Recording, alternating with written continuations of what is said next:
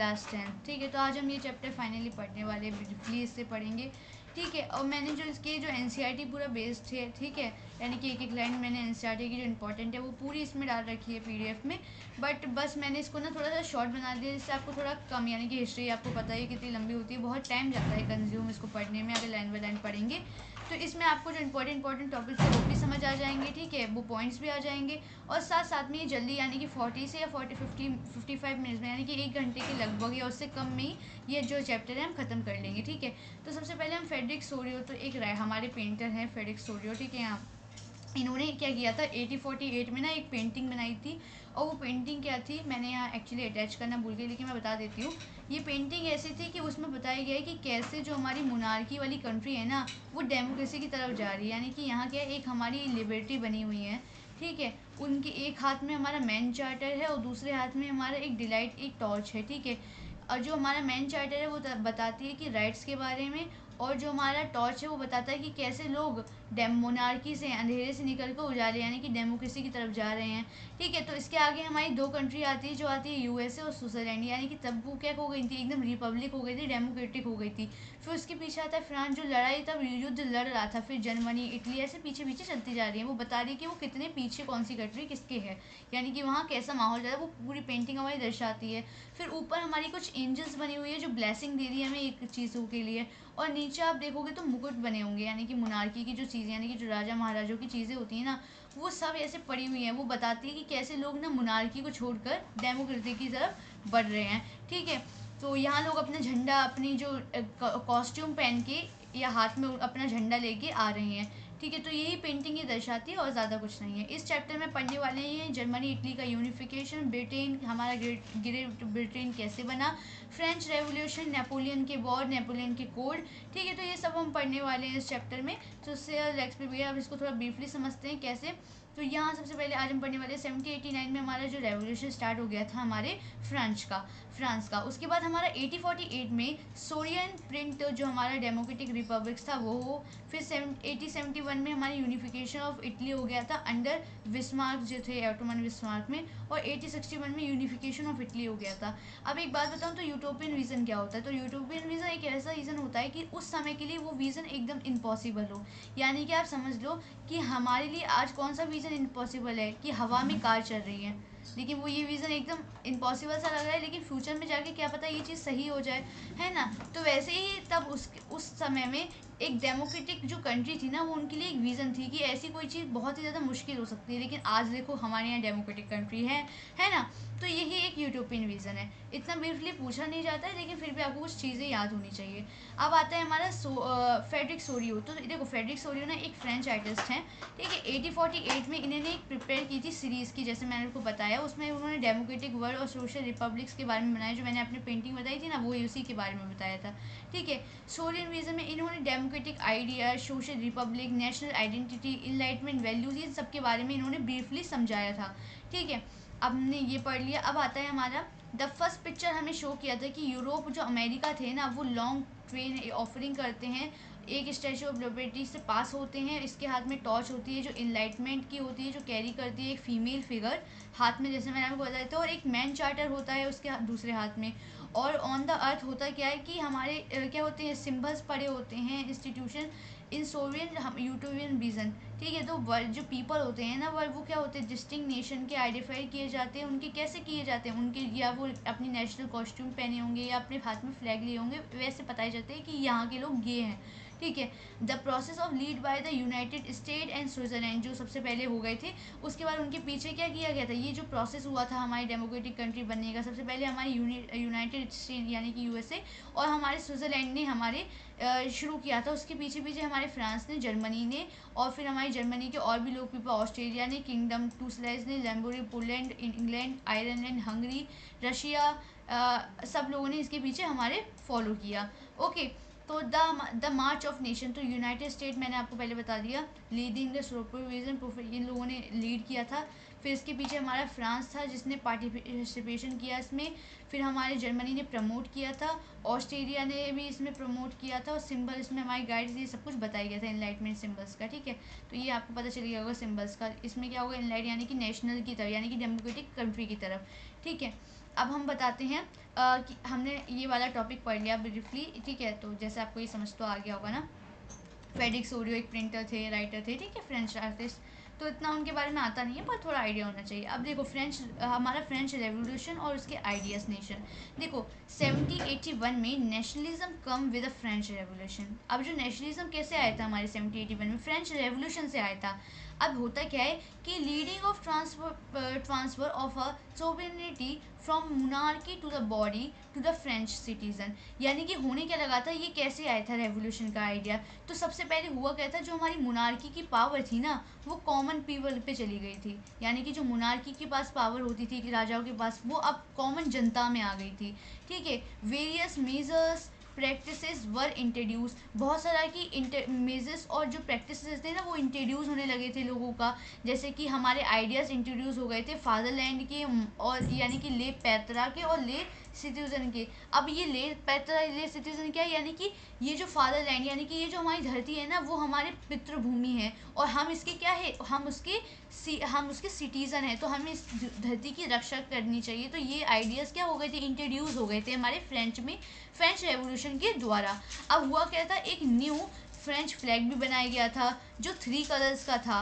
Replace कर दिया गया था हमारे मोनार्की से, ठीक है। मोनार्की से अब हमारे जो पावर आ गई थी कॉमन पीपलों में, तो उन्होंने क्या एक नया फ्लैग बनाया था जो 3 कलर्स का था। उसके बाद जो डेमोक्रेसी थी ना, are destroy in France by Napoleon. अब हुआ क्या था, सबसे पहले हमारे फ्रेंच 3 कलर का ले लिया। उसके बाद जो हमारा जो नेशनल एंथम होता है ना, वैसे उनका नेशनल एंथम एक नया बनाया गया था, फिर सब ने उसकी ओथ ली थी। अब हुआ क्या था ना, जब डेमोक्रेसी आई थी ना फ्रांस में, तभी डेमोक्रेसी डिस्ट्रॉय हो गई थी। कैसे, नेपोलियन से। तो नेपोलियन वहाँ का एक रावो बन गया था, ठीक है। सेंसरशिप, उसने डिक्टेटरशिप कर ली थी। तो सेंसरशिप, ओके। तो उसने ना एक कोड जारी किया था, सिविल कोड, जो 84 में हुआ था। तो डेट याद रखना बहुत इंपॉर्टेंट है। सिविल कोड, जिसको हम नेपोलियन कोड भी कहते हैं। नेपोलियन कोड इसलिए क्योंकि उसने लागू किया था, ठीक है।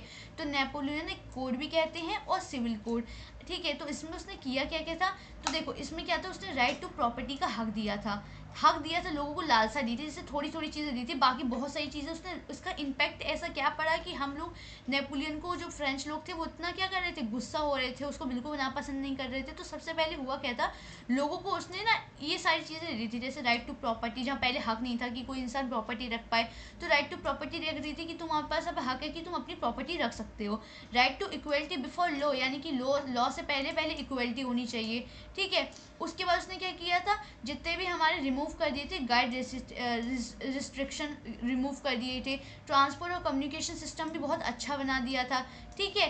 और उसके बाद उसने बहुत सारे ऐसे काम किए थे, यानी कि हमारा जो बर्थ के जो प्रिविलेजेस है ना, उसको भी उसने ख़त्म कर दिया था, ठीक है। तो ये सारी चीज़ें अच्छे काम किए। अब क्यों आप कहोगे कि फिर क्यों हमारे जो लोग हैं वो नेपोलियन को इतना बुरा भला कहते हैं। हुआ कहते हैं ना, उसने टैक्स बहुत ज़्यादा हो गया था, उसने टैक्स का जो इंक्रीज़ कर दिया था, टैक्साइजेशन बहुत इंक्रीज़ कर दिया था टैक्स का। लोगों को भुखमरी हो गई थी, ऐसा समझो, बहुत टैक्स लगाने लगा था। सेंसरशिप अलाउ कर दिया था, यानी कि उसके सिवा ना कोई और बन ही नहीं सकता है। उसके बाद उसने ना लोगों को फोर्स किया था क्या, जिससे वो फ्रांस आर्मी को ज्वाइन करे। जिससे हुआ क्या था, जब देखो नेपोलियन चाहता था कि सब इस आज़ादी का ना मज़ा चखे। इसलिए लोग ना, जब लोगों ने देखा कि नेपोलियन कितना अच्छा है, क्योंकि लोगों के लिए तो भाई जब पहले कोई चीज़ नहीं मिलती थी, अब ये चीज़ें मिल रही थी, तो इसी में लोग खुश थे। तो लोग कह रहे थे कि हम लोग ना खुशी खुशी बुला रहे थे नेपोलियन को अपने अपनी कंट्री में। तो उसके लिए भाई सेना भी चाहिए होगी ना लड़ने के लिए, जिस कंट्री में मोनार्की तो होगी ना, मोनार्की होगी तभी तो लोग बुला रहे हैं उसे। तो उससे लड़ने के लिए एक सेना तो चाहिए होगी। तो लोगों को फोर्स करता था वो, जिससे वैसे वो क्या करे, लोगों को मतलब और भी जो अपना एक्सपेंडेशन कर पाए फ्रांस का, ठीक है। तो इसलिए उसने लोगों को फोर्स किया था, सेंसरशिप हो गया था, टैक्सेशन बहुत बढ़ गया था, और लोगों की लैक ऑफ पॉलिटिकल पावर कर दी थी। यानी कि लोगों को ना राइट टू वोट, ये सब कोई अधिकार नहीं था, यानी कि ये वोट का अधिकार तो था ही नहीं उसके नज़र में। उसकी नज़र में था मैं हूँ तो मैं ही हूँ, तो एक तरफ से सन की बोल सकते हो तुम उसको। तो ये उसके इम्पैक्ट थे। और सिविल जो कोड था ना, उसमें ये था। तो तुम ये लिख के आ जाओगे ना, तो तुम्हें पूरे नंबर मिल जाएंगे, ठीक है। अब हम थोड़ा इसको ग्राफ की मदद से समझते हैं, क्योंकि ग्राफ से जब हम कोई चीज़ समझते हैं तो ज़्यादा ईजी होता है, ठीक है।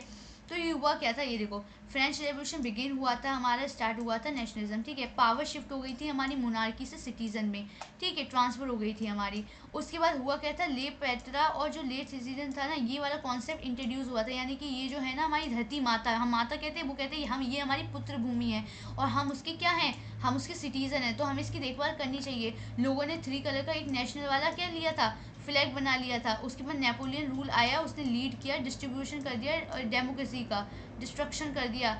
अब एक उसने कोड जारी किया, लीगल कोड, जिसमें इक्वलिटी बिफोर लॉ या प्रॉपर्टी जो मैंने आपको बताया वो सब था। तो यहाँ तक मैंने पढ़ लिया, आपको यहाँ तक आपने पढ़ा, मैंने आपको पढ़ा दिया और आपने ना पढ़ लिया, ठीक है। तो ये तक हमारा कंप्लीट हो गया। अब करते हैं the making of a nationalism in Europe. अब देखो फ्रांस में तो ये हो गया, लेकिन अब यूरोप में नेशनलिज्म क्या हुआ, अब हुआ क्या, जर्मनी, इटली, स्विट्जरलैंड, तो ये जो देश है ना वह डिवाइडेड इनटू किंगडम्स। तो ये सारे ना किंगडम्स में डिवाइडेड थे, डचेस में डिवाइडेड थे, कंट्रोल्स में डिवाइडेड थे, और जिन पे रूल कर रहे थे हमारे ऑटोनोमस टेरिटरी, यानी कि बड़े बड़े लोग जो एट्रोक्रेसी होते हैं ना, वो सब इसमें क्या कर रहे थे, लीड कर रहे थे उनको।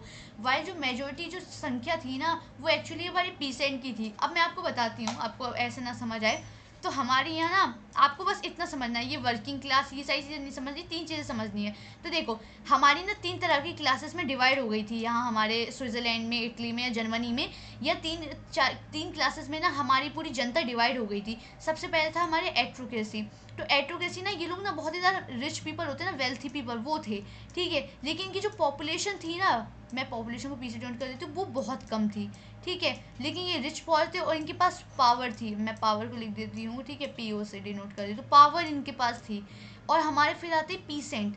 पीसेंट यानी कि ये लोग ना बहुत पुअर पीपल थे, पुअर का, ठीक है, यानी कि वेल्थी तो बिल्कुल नहीं थे, वेल्थी का मैं इसको रॉन्ग कर देती हूँ, ठीक है, वेल्थी तो बिल्कुल नहीं थे, ठीक है। और ये पॉपुलेशन में इनकी संख्या एट्रोक्रेसी से बहुत ज़्यादा थी, ठीक है। और पावर बचे, अब जो कोई वेल्थी नहीं होगा तो पावर कहाँ से, भाई जिसके पास पैसा होता है उसी के पास पावर होती है। तो वही बात रही कि इनके पास पावर कहाँ से आएगी जब इनके पास वेल्थ ही नहीं होगी, तो पावर इनके पास नहीं थी, यानी कि जो इंपॉर्टेंट चीज़ थी वो इनके पास नहीं थी, लेकिन जो इसका कोई काम नहीं था, मतलब काम तो हो सकता था लेकिन उस समय काम नहीं होगा ना, लोग भूखे मर रहे तो कहाँ से कोई काम कर पाएगी।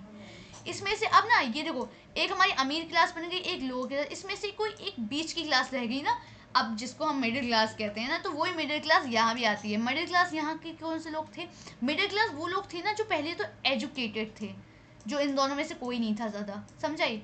तो पहले तो ये लोग बहुत ज़्यादा एजुकेटेड थे, जैसे कि हमारे प्रोफेसर हो गए या बिजनेसमैन हो गए या इंडस्ट्रियलाइजेशन हो गए, इंडस्ट्रियल हो गए, ये सब लोग ना बहुत ज़्यादा वो थे, ठीक है, एजुकेटेड थे। ऊपर से इन्हें ना अपने जो हमारे सिद्धांत कॉन्स्टिट्यूशन को लेके बहुत ज़्यादा अच्छा था कि हाँ एक डेमोक्रेटिक कंट्री बननी चाहिए, ये सब था इनमें, लिबरलिज्म था, ठीक है।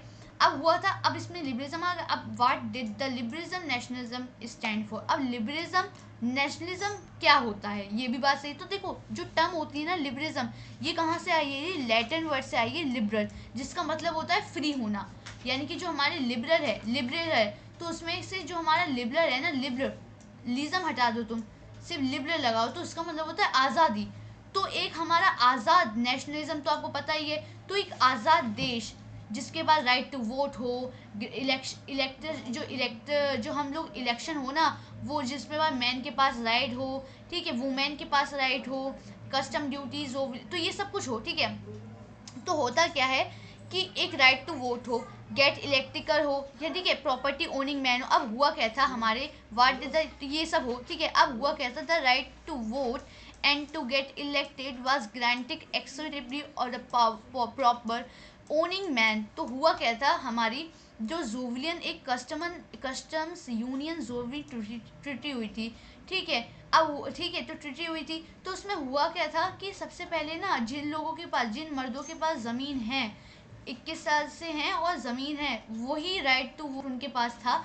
वरना जो मर्द 21 साल के हैं लेकिन उनके पास ज़मीन नहीं है, विदाउट प्रॉपर्टी, और वुमेन्स का तो कोई सवाल ही नहीं होता, चाहे वो 21 साल की प्रॉपर्टी हो या ना हो, उन्हें कोई भी पॉलिटिकल राइट नहीं थी। 1834 में हमारी कस्टम यूनियन हुई थी, जिसमें हमारे फॉर्म ये जो इनिशिएटिव जो प्रुशिया थी ना, वो ज्वाइन किया था हमारी जर्मनी स्टेट से, ठीक है।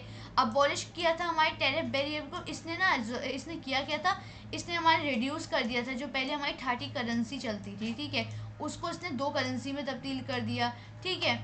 और हमारे रेलवे नेटवर्क को इसने बहुत बढ़ा दिया। इसने दो काम किए, वरना दूसरे, और इसका बैड इम्पैक्ट ये था, इसने ना वुमेन्स को और जो मेंस थे ना जो 21 साल से कम थे उनके पास प्रॉपर्टी नहीं थी, उनको राइट टू वोट का हिस्सा नहीं दिया था। ठीक है, तो यह हमारे वोटिंग राइट्स को इन्होंने किल कर दिया था, पॉलिटिकल राइट्स को भी किल कर दिया था। कस्टम यूनियन ने सिर्फ एक काम किया था, रिड्यूस कर दिया था टैरिफ, और हमारे रेलवे जो नेटवर्क है ना उसको बहुत अच्छा बना दिया था।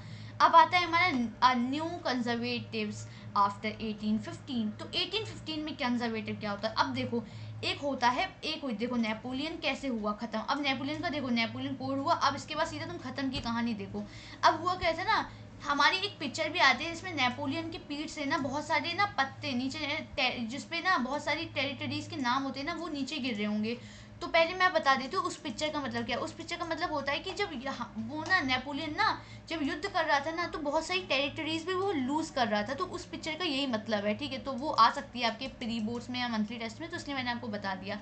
अब हुआ क्या था, हमारे नेपोलियन ना, अब 1850 में नेपोलियन का अंत हो गया था। कैसे हुआ था? हमारे नेपोलियन ने ना एक वॉर लड़ी थी। कहाँ हुई थी? वो हुई थी वाटरलू।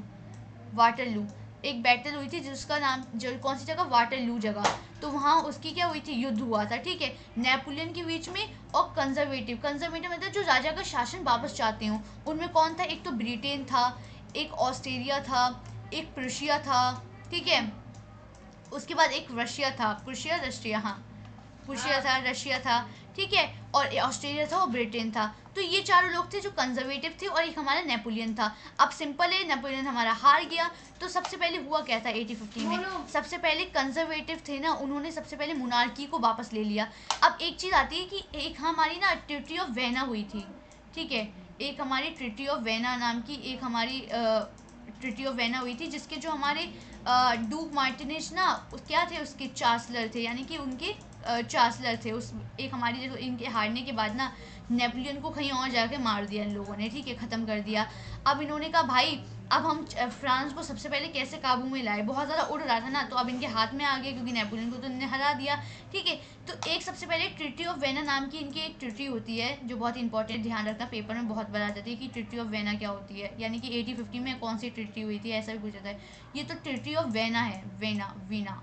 ठीक है, तो ट्रिटी ऑफ वेना है ना 1815 में हुई थी। कितनी हुई थी? 1815 में ट्रिटी ऑफ वेना हुई थी, और 1815 में वाटरलू हुआ था। तुरंत हारने के बाद ये ट्रिटी हुई थी 1815 वेना, 1815 में। ठीक है, ध्यान रखना। इसके जो हमारे चेयरमैन थे ना, चांसलर, वो थे हमारे ड्यूक मार्टिनेज।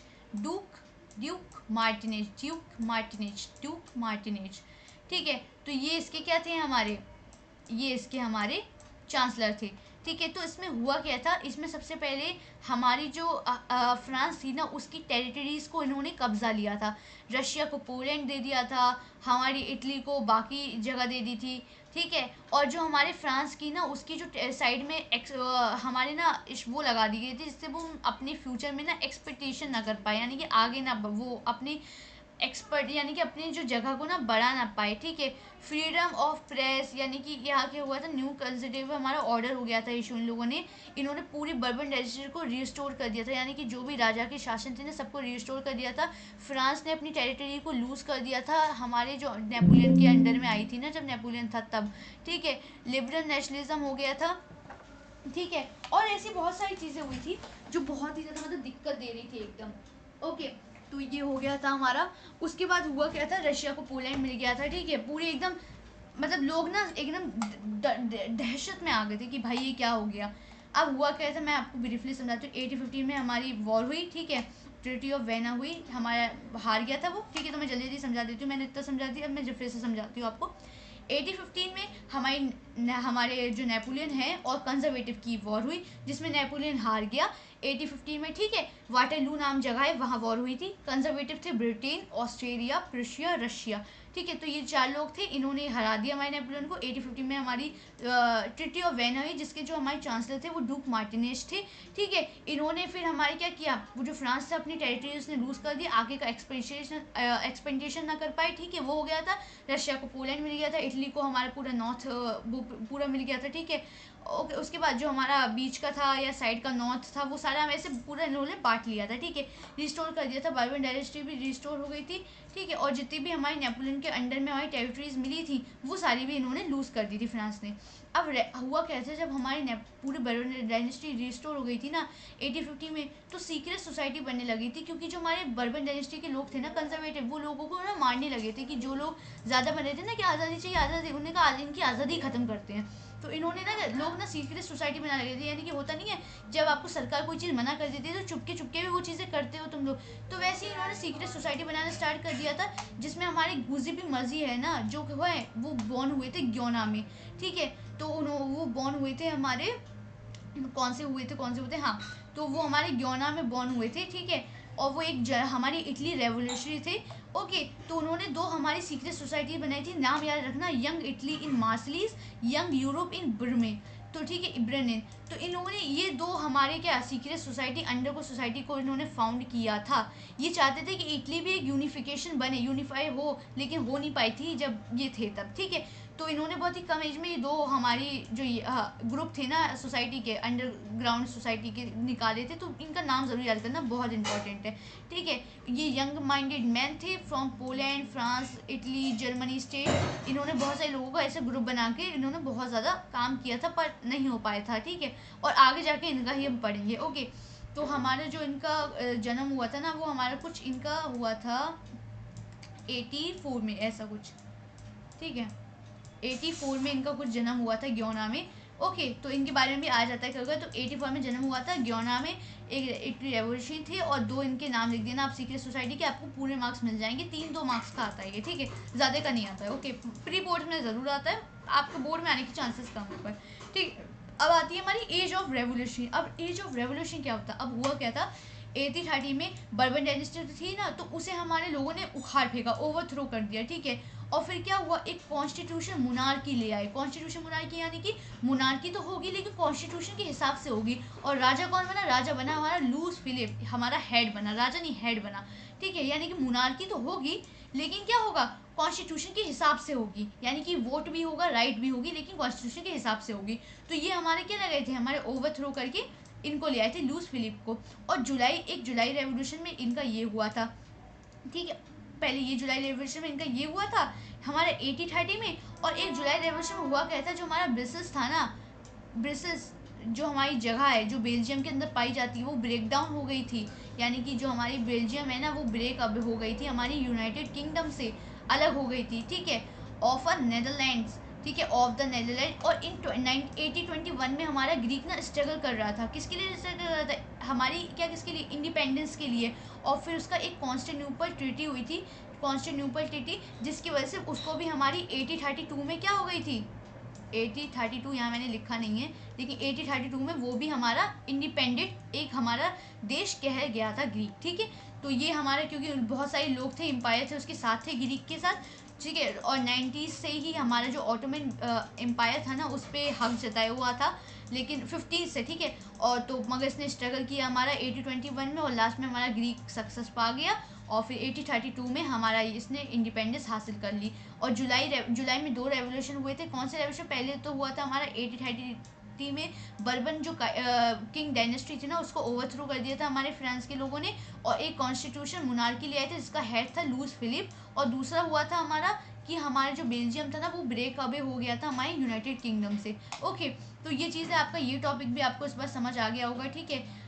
तो मैं रुक जाएंगे बेटा, हाँ। तो ये आपका द एज ऑफ रेवोल्यूशन समझ आ गया, द रेवोल्यूशनरी समझ आ गया, ठीक है। अब आता है हमारा romantic imagination and national feeling. अब रोमांटिज्म क्या होता है, रोमांटिज्म, अब तुम वो मत समझो, रोमांटिज्म तो देश प्रेम की भावना। अब देखो तुम ही बताओ कि किसी के अंदर की देश प्रेम की भावना खुद आती है ना, मतलब रोमांटिज्म मतलब कह सकते हैं कि हमारे देश के प्रति भावना, यानी कि अगर हम अपनी लैंग्वेज जीते तो हम कहते नहीं, जैसे हमारी इंडिया क्रिकेट जीत गई तो हम कहते हैं ना, मतलब जीते हम थोड़ी ना जीते हैं, हमारी जो इंसान खेल रहा होगा वो जीतता है, लेकिन वो सिंपल हमारे भारत से तो खुद की देश प्रेम की भावना आती है ना कि हमारे भारत का इंसान कोई जीता है, ठीक है। या फिर हमारी धरती माता को जब भी कोई हानि पहुंचाता है या कोई भी बाहर आके कहता है कि भाई तुम ये क्या कर रहे हो, तो हम कहते हैं ना भाई ये हमारी धरती माता है, हम कुछ भी करें तुम्हें क्या।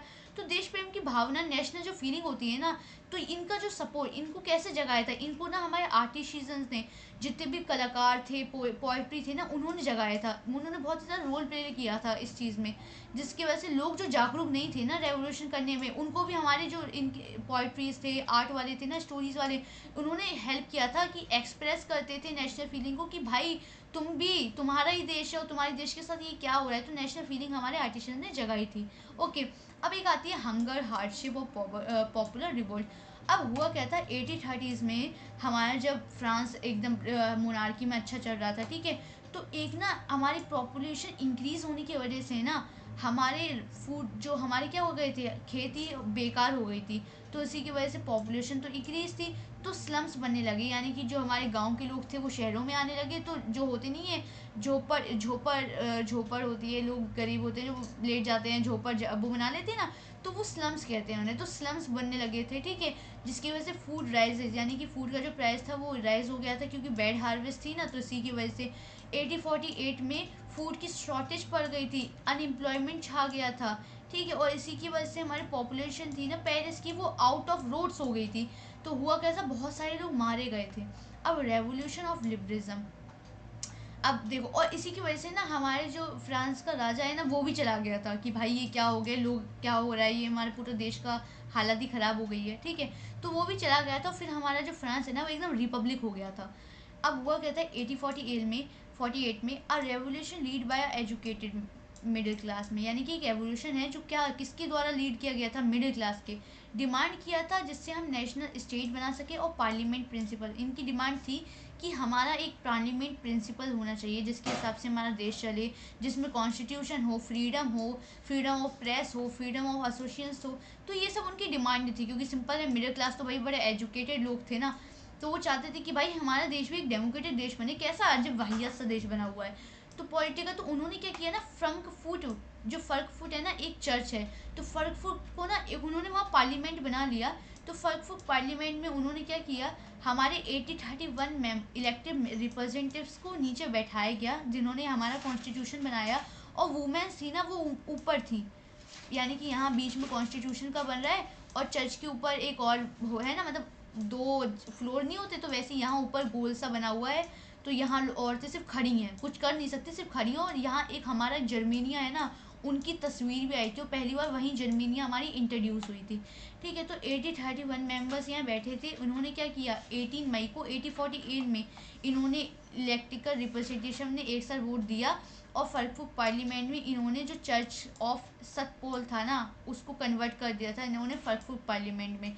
तो वहाँ कॉन्स्टिट्यूशन को इन्होंने ड्राफ्ट किया जर्मनी के, और क्या किया, हेड कर दिया, head by a monarchy, subject of parliament. तो इन्होंने क्राउन ऑफ ऑफर्ड, यानी कि ये कहाँ ले गए थे इन्हें, फ्रेंच रिच विलियम फोर, यानी कि किंग जो प्रशिया के थे ना उस वक्त, क्योंकि तब हमारा जर्मनी एक रीजन था, कोई कंट्री नहीं थी, तो वहाँ ले गए थे क्योंकि वो उसी के अंडर में था किंग। तो उसने रिजेक्ट कर दिया, कौन चाहेगा अपनी सत्ता छोड़ना, कोई नहीं चाहेगा, तो उन्होंने रिजेक्ट कर दिया और ज्वाइन कर दिया अदर मोनार्कीज को to approve the electrical assembly, ठीक है। अब हुआ क्या था, जो हमारी मिडिल क्लास थी ना वो dominate the parliament and many womens particular and liberal. अब वुमेन्स ने ना हमारे मिडिल क्लास का बिल्कुल भी सपोर्ट नहीं किया, और ना ही हमारे जो गरीब लोग थे ना पीसेंट, उन्होंने सपोर्ट किया, क्योंकि जो मिडिल क्लास थी वो ना सिर्फ अपने बारे में सोच रही थी, ना वुमेन्स के बारे में सोच रही थी, और ना ही हमारे कम जो वैसे लोग थे उनके बारे में सोच रही थी। अब हुआ क्या था, ये पर्शिया के पास गई, पर्शिया ने मना कर दिया, तो ये लोग ना बाकी लोगों के पास गए कि हमारी हेल्प करो। तो हुआ क्या, पर्शिया की आर्मी ने कहा कि एक काम करते हैं, इन्हें कुछ झूठा मूठा निराशा कर देते हैं। तो उन्होंने एक झूठा मूठा बना दिया जिसमें खुद ही के उसके लोग थे, ठीक है। तो उन्होंने झूठा मूठा दिखावा कर दिया, लेकिन बाद में जब इन्हें पता चला ना कि हमारे राजा हमारे साथ ही घात कर रहा है, तो जो हमारे किंग ऑफ पर्शिया थे उसने ना बाहर से कहा कि बाहर से तुम लोग इन पर अटैक कर दो, क्योंकि ये लोग ना कुछ ज़्यादा ही अपना लिबरलिज्म कर रहे हैं। तो लोगों ने बाहर अटैक करने से पहले ही हमारे मिडिल क्लास पीपल ने ना इसको मार, मतलब इनको ना जेल में इनको पकड़ लिया, और अच्छे से धुनाई भुनाई कटाई कर दी इनकी। अब 1848 में रेवोल्यूशन हुआ जर्मनी नेशनल, तो मैं फिर से आपको थोड़ा रिवाइज करवा देती हूँ क्योंकि इससे थोड़ा इजी होता है। 18 मई में 1848 में 1831 रिप्रेजेंटेटिव, जो हमारे रिप्रेजेंटेटिव थे मार्च में, तो वो क्या फर्कफुक पार्लियामेंट में आए, उन्होंने एक ड्राफ्ट किया हमारा कॉन्स्टिट्यूशन, ठीक है, स्टार्ट किया 1848 में। और 1848 में जब वो फ्रेड रिच विलियम फोर ने क्या किया, उसको रिजेक्ट कर दिया, क्योंकि कोई भी अपना सिंहासन नहीं छोड़ना चाहेगा। अब जर्मनी और इटली का यूनिफिकेशन हुआ कैसे, अब देखो, nationalism in Europe moved away from 1840 to leading to the unification of Italy, Germany. तो हुआ क्या था, सबसे पहले प्रुशिया ने ना अपनी लीडरशिप ले ली थी मूवमेंट में नेशनल यूनिफिकेशन के लिए विद ऑटोमन बिस्मार्क, क्योंकि अब देखो जो हमारी प्रुशिया के जो किंग थे उन्हें तो लपेट दिया, तो ऑटोमन बिस्मार्क जो चीफ मिनिस्टर थे ना, तो जो प्रुशिया थी उसने लीडरशिप ली थी और उसने किसको फॉलो किया था, ऑटोमन बिस्मार्क को। ठीक है, वो जो चीफ मिनिस्टर थे उन्होंने ना 7 वॉर्स लड़ी थी, यानी कि 3 इयर्स 7 वॉर्स, सॉरी 3 इयर्स, हाँ 3 इयर्स 7 वॉर्स उन्होंने ऑटोमन बिस्मार्क ने लीड किया था प्रुशिया की आर्मी को। किससे लड़े थे वो लोग, ऑस्ट्रेलिया, ब्रिटेन, इन सारे लोगों से ना हमारी जो प्रुशिया की आर्मी थी वो लड़ी थी, और उसको लीड किया था हमारे ऑटोमन बिस्मार्क ने, यानी कि बहुत काम किया था उन्होंने। फिर हुआ क्या, प्रुशिया के किंग एक बने थे विलियम वन, जो हमारे प्रोक्लेम हुए थे हमारे जर्मन इम्परर। तो हमारे ना एक आर्किटेक्ट कहा जाता है, अगर आपको क्वेश्चन आता है कि who was the architect of a Germany, तो आर्किटेक्ट कहा जाएगा हमारे ऑटोमन बिस्मार्क को, क्योंकि इन्होंने बहुत सपोर्ट किया था। इन्होंने ना, आप पॉइंट्स लिखोगे कोई कि जर्मनी कैसे यूनिफाई हुआ, तो सबसे लिख दोगे कि सबसे पहले हमारा हुआ क्या था, हमारे जो यूनिफिकेशन ऑफ जर्मनी कुछ इस तरह के हुआ था कि सबसे प्रुशिया के जो टेक ओवर हुआ था लीडरशिप को हमारे ऑटोमन बिस्मार्क ने ले लिया था। ठीक है, जो ऑटोमन था वही थे जिनको हम लोग आर्किटेक्ट ऑफ जर्मनी भी कहते हैं। उसके बाद दूसरा पॉइंट लिख दो कि इन्होंने क्या किया था, 3 इयर्स में 7 वॉर्स हुई थी ना, उसमें इन्होंने ना लीड किया था प्रुशिया की आर्मी को। अगेंस्ट किसकी वॉर हुई थी, हमारे ऑस्ट्रेलिया, ब्रिटेन, इनके। और उसके बाद हमारे क्या था, विल्सेस है जो जगह हमारे जर्मनी में, वहाँ विलियम वन को ना इन्होंने क्या बना दिया था, राजा बना दिया था, और उसमें ये भी शामिल हुए थे हमारे ऑटोमन बिस्मार्क। और जो विलियम केसर थे ना, ये किस चीज़ पे ध्यान दे रहे थे, जिससे हमारी उस चीज़ किसमें, ये जुडिशरी पावर हमारी ज़्यादा अच्छी हो, हमारा जो बैंकिंग हो, ये सारी चीज़ें अच्छी हो, तो इन्होंने इस पे ध्यान दिया था, यानी कि एक अच्छे राजा थे। ठीक है, तो ये चीज़ मैंने आपको समझा दी। ओके, अब आता है हमारा इटली डिवाइडेड। इटली का देखते हैं, तो Italy divided in a 7 state. जो इटली थी ना वो हमारे 7 स्टेट में डिवाइडेड थी, और जो चीफ मिनिस्टर के थे ना वो कैवर थे। 1858 में जो सर्दियन पिगमेंट थे ना वो हमारे डिफीट हो गए थे, डिफीटेड ऑस्ट्रेलिया फोर्सेस। तो सर्दियन पिगमेंट ने ना ऑस्ट्रेलिया की जो फोर्स है ना उसको हरा दिया। और इन जो 60 में हमारे जो विक्टर एम्बलो थे ना वो हमारे प्रोक्लेम हो गए थे यूनिट इटली के। अब हुआ क्या था, हमारी इटली ना 7 उसमें भाग में बटी हुई थी, मैं आपको बता दूँ। ठीक है, यानी पूरी इटली में ना सिर्फ एक ही जगह थी जिसमें हमारा एक इटली का किंग था, बाकी पूरे में यहाँ ऑस्ट्रेलिया थी, यहाँ पोप का राज था। ठीक है, पोप चर्च वाले जो होते हैं, और यहाँ ऑस्ट्रेलिया का था, और यहाँ हमारे कौन थे, बर्बन किंग्स ऑफ स्पेन। ठीक है, तो हमें हुआ क्या, हमारा जो कैवर था चीफ मिनिस्टर, तो हमारे क्या था, जो हमारे थे ना गिउसेपी मर्जी, तो हमारे जो विक्टर एम्बलर थे ना उसने कहा कि भाई गिउसेपी मर्जी चाहते थे कि हमारा जो इटली है ना वो एक यूनिफाइड देश बने, तो हमें यूनिफाई बनाना होगा। तो उसने ये काम ना हमारे कैवर साहब को दिया। कैवर साहब बड़े चालाक थे, उन्होंने क्या किया, उन्होंने ना फ्रांस की आर्मी के साथ मिलके उन्होंने फ्रांस को झांसा दिया कि हम तुम्हारा मदद करेंगे, तुम बस हमारी मदद करो। फ्रांस के साथ मिलके उन्होंने, कैवर ने फ्रांस के साथ मिलकर सबसे पहले ऑस्ट्रेलिया को हरा दिया। देन हमारे फ्रांस ने कहा कि भाई अब मदद करोगे, तो उसने मना कर दिया तुरंत, यानी कि ये मैनिपुलेट करने में बड़ा ज़्यादा शातिर था। ठीक है, इसने तुरंत मना कर दिया, अब ये कोई मदद दिया नहीं। फिर ये किसके पास गया, एक इंसान है हमारा यहाँ गुजिपी गरबादी आता है, इसकी खुद की सेना थी। ठीक है, लोकल था ये, लेकिन इसकी खुद की सेना थी, तो उसने इनके साथ मदद की थी कैवर साहब के साथ, और उसने यहाँ जो बर्बन डायनेस्टी ऑफ स्पेन है उन लोगों को भगा दिया था। अब हुआ क्या था, देखो अब ऑस्ट्रेलिया भी हमारे कैवर साहब के हाथ में था, यानी कि यहाँ इटली के हाथ में, और ये भी बर्बन डायनेस्टी किंग जो जगह थी यहाँ भी, यानी कि नॉर्थ और साउथ पूरा हमारे इटली के हाथ में था। अब बीच में बचा पॉप, तो वो खुद ही डर के उसने सिलेंडर कर दिया कि भाई दोनों तरफ से घिर चुका हूँ, अब कहाँ जाऊँगा। तो इसने पूरा हमारा जो ऐसा ही था ना, जर्मनी पूरा इसी तरीके से हमारा यूनिफाई हो गया था। ठीक है, और लास्ट में हमारे जो विक्टर एम्बलर थे वो उसके किंग बन गए थे यूनिफाई के। तो यहाँ गुजिपी गरबादी का इनने बहुत ही अच्छे तरीके से उनका सपना पूरा कर दिया था। अब देखो, एक स्ट्रेंज केस आता है ब्रिटेन का, वैसे आपके में इतना पूछा नहीं जाता है, लेकिन हाँ कभी कभार एमसीक्यू के रूम में पूछ लिया जाता है। एक स्ट्रेंज केस आता है हमारे ब्रिटेन का, क्या स्ट्रेंज है, great Britain was a model of a nation. हमारा जो ग्रेट ब्रिटेन है ना वो एक मॉडल है हमारे नेशन के लिए, वेल्थी है, पावरफुल है। The act of union 77 between the England Scotland form by a United kingdom of great Britain. अब हुआ कहते हैं इंग्लैंड के, हाँ, और स्कॉटलैंड के बीच में एक समझौता हुआ था, ठीक है, जिसकी वजह से हमारा यूनाइटेड किंगडम ऑफ ब्रिटेन बना था। ठीक है, और उसने क्या किया था, अलाउ कर दिया था हमारे इंग्लैंड ने impose it influence of Scotland, यानी कि उसने फोर्सफुली मतलब पहले लोगों को झांसे में लिया एक स्कॉटलैंड के कि हाँ हम तुम्हारी मदद करेंगे, फिर उन लोगों को उनको काम करने से रोक दिया, मतलब तुम अपना शासन नहीं कर सकते, हम इंग्लिश बोलते तुम भी इंग्लिश बोलो, हमारे जैसे कपड़े पहनो, अपनी कल्चर को फॉलो नहीं कर सकते, तो वहाँ के लोगों पे ऐसा इम्पोज कर दिया था। लेकिन जो हमारा आयरलैंड था ना, आयरलैंड, वो जानता था कि भाई ये बहुत ही गद्दार लोग हैं, इनसे दूर ही रहो। लेकिन क्या किया हमारा ब्रिटेन तो है ही शुरू से धोखेबाज, उसने कॉलोनी इतनी बनाई है, उसे तो पता ही है कि कैसे लोगों को फंसाना है। उसने इंग्लैंड को ना फोर्सफुली, वहाँ के लोग दो लोगों में डिवाइडेड थे ना, तो एक को भड़का के उसने क्या किया, दो फोर्सफुली हमारे इंग्लैंड पे इनकॉर्पोरेट में क्या कर दिया, उसने लगा दिया। ठीक है, हमारी इम्पोज लगा दी। उसके बाद हमारा ये यूनाइटेड किंगडम था ना, फिर सिंपल हमारा क्या बन गया, ग्रेट ब्रिटेन बन गया था। ठीक है, तो ऐसे ही हमारा न्यू ब्रिटेन भी प्रमोट हो गया था। अब रेवोल्यूशन की मैं बता देती हूँ, 77 में हुआ क्या था, एक हमारा एक्ट ऑफ यूनियन हुआ था हमारे स्कॉटलैंड और उसके बीच में, और फिर इनकॉर्पोरेशन ऑफ हमारा इंग्लैंड हुआ था इनटू हमारे यूनाइटेड किंगडम में। यानी कि ये तो एकदम फोर्सफुली लगाया गया था, ये तो तब भी इन्हें बहला फुसला के एकदम फोर्सफुली लगाया गया था ये। वैसे इतना आता नहीं है, लेकिन हाँ तब भी आपके लिए ज़रूरी है।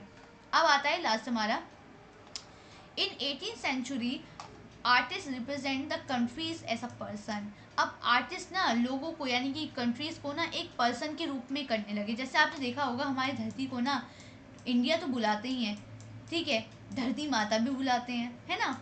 और इसके साथ धरती माता की जब आप बोलते हो ना, तो एक आपको क्या धरती माता जो साड़ी पहनी हुई हैं, ठीक है, तो उनका फिगर आपको समझ में आता है। वैसे ही हमारे भारत माता, तो भारत माता का एक फिगर आता है ना कि वो सफ़ेद साड़ी पहनी हुई हैं, ठीक है, कुछ नीचे सफ़ेद है, हरा है, और फिर आपका केसरी रंग है, तो ये आता है ना भारत माता। वैसे ही ना ये हमारे आर्टिशन ने ना जर्मनी के लोगों के दिमाग में आया, तो उन्होंने ना जर्मेनिया नाम की एक फ़ीमेल फिगर बनाई, और वैसे ही हमारे जर्मेनिया नाम की फिगर, और जो हमारा फ्रांस में आया तो उसने भी हमारी क्या एक हमारी दूसरे नाम की फिगर बनाई।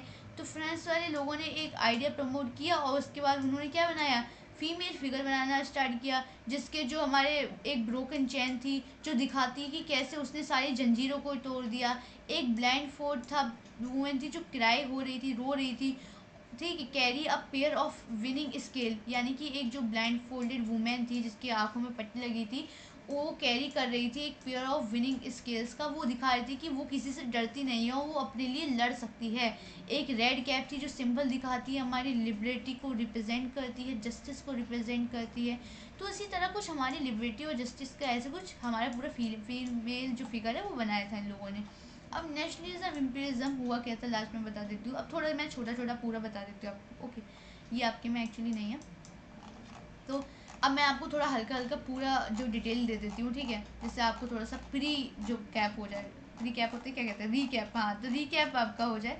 तो सबसे पहले हमारे फेडरिक सोरे एक राइटर थे, ओके, इन्होंने एक राइटिंग के बारे में, एक हमारे फोटो है ना उसके बारे में डिस्क्राइब किया है, बस आपको इतना जानना है। अब मैंने जो आपको बताया था अच्छे से डिस्क्राइब करा हुआ, वो आपको जान लेना है कि यहाँ कंट्रीज आ रही है जो मोनार्की थी, अब वो डेमोक्रेसी की तरफ जा रही है। यहाँ हमारी एक लिबर्टी है जिसने हाथ में मैन चार्टर पकड़ा है, और टॉर्च एनलाइनमेंट जो बताता है कि कैसे लोग मोनार्की से एकदम हमारे डेमोक्रेसी की तरफ जा रहे हैं, ठीक है। उसके बाद दूसरा आता है हमारे फेडरिक सोरियर जिन्होंने पेंटिंग बनाई थी, मैंने आपको समझा दिया, एक यूटोपियन विजन, यानी कि एक ऐसा विजन जो अभी के लिए एकदम वास्तव में नहीं हो सकता, लेकिन हाँ आगे जाके वो चीज़ हो सकती है, ठीक है। उसके बाद हमारा आता है फ्रेंच रेवोल्यूशन और आइडिया। तो फ्रेंच रेवोल्यूशन का आइडिया इस प्रकार था कि लोगों ने, हुआ क्या था, सबसे पहले पावर मोनार्की से कॉमन पीपल के बीच में ट्रांसफ़र हो गई थी। देन हमारा इंट्रोड्यूस हुआ था आइडिया ऑफ ले पाते, यानी कि हमारी जो पितृभूमि है और जो हम इसके सिटीज़न हैं, वो एक आइडिया हुआ था। फ्रेंच का जो एक नया फ्लैग बनाया गया था जो 3 कलर्स का था, एक नेशनल एंथम बनाया गया था, उसकी ओथ भी ली गई थी, ठीक है। उसके बाद हुआ क्या था, नेपोलियन ने ये सब कुछ डिस्ट्रॉय कर दिया, डेमोक्रेसी जो थी तब तक। उसने क्या किया, उसने एक सिविल कोड बनाया 1844 में, ठीक है, जिसको नेपोलियन कोड भी कहा जाता है। उसमें उसने right to property, right to equality, remove और guide restriction, transport system, communication system बहुत ही अच्छा कर दिया था। जो प्रिविलेज थे बर्थ बेस वो भी रिमूव कर दिए थे। बात ये थी उसका, बस गलत बात ये थी, यानी कि उसका जो उल्टा प्रभाव ये भी था कि उसने टैक्सेशन बहुत बढ़ा दिया था, सेंसरशिप लगा दी थी, पीपल को फोर्स किया था आर्मी ज्वाइन करने के लिए, और लैक ऑफ पॉलिटिकल पावर हुई थी, ठीक है। तो ये पॉइंट्स लिख दोगे, हो जाएगा।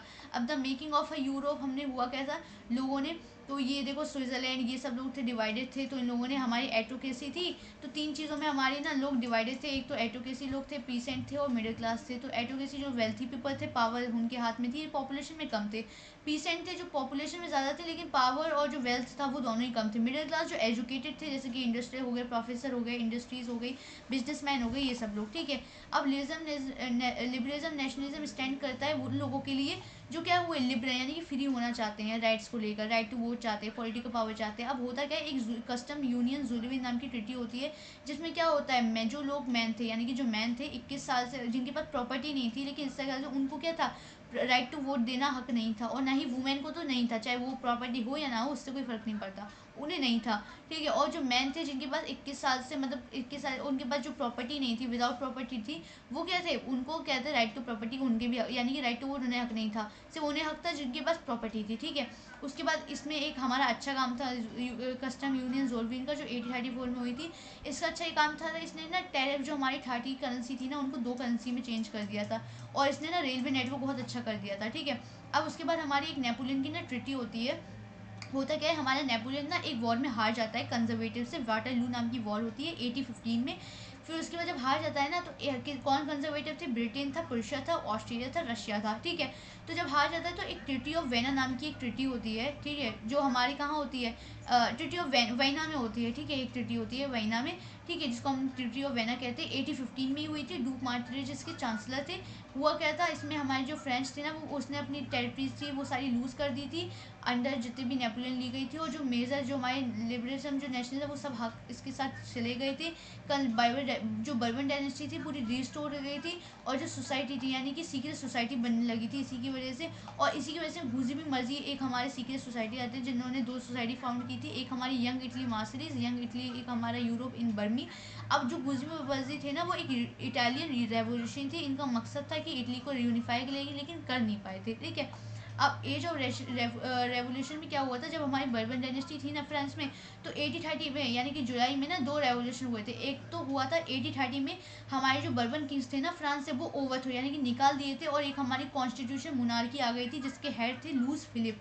उसके बाद दूसरा हुआ था जुलाई रेवोल्यूशन में, हमारे जो बेल्जियम था ना, वो हमारा ब्रेकडाउन होकर यूनाइटेड किंगडम से एक अलग राज्य बन गया था, एक देश बन गया था, ठीक है। उसके बाद हमारा वो दूसरी चीज़ हुई थी, हमारा 1821 में ना हमारा ग्रीक ना, यानी कि 50 सेंचुरी से ही हमारा ऑटोमन बिस्मार्क का ग्रीन एक अंदर पार्ट रहा है, लेकिन 1821 में उसने स्ट्रगल किया था, और 1832 में कॉन्स्टेंटिनोपल ट्रीटी के जरिए उसने इंडिपेंडेंस पा ली थी। रोमांटिज्म क्या होता है, रोमांटिज्म एक फीलिंग होती है नेशनलिज्म की, ठीक है, भावनाएं होती हैं।